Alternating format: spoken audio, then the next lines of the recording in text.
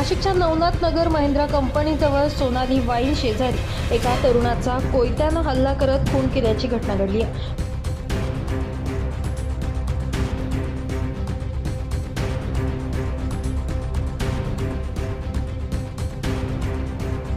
विशाल विजय हिवराळे असं या मृत व्यक्तीचं नाव आहे. पोलिसांनी दिलेल्या माहितीनुसार विशाल हिवराळे याचा खून पूर्व वैमनस्यातून झाल्याचं सांगितलं जातंय. घटनास्थळी पोलीस दाखल झाले असून संशयित 2 ते 3 आरोपी चुंचाळे पोलीस ठाण्याच्या ताब्यात आहेत. पुढील तपास चुंचाळे पोलीस करतात.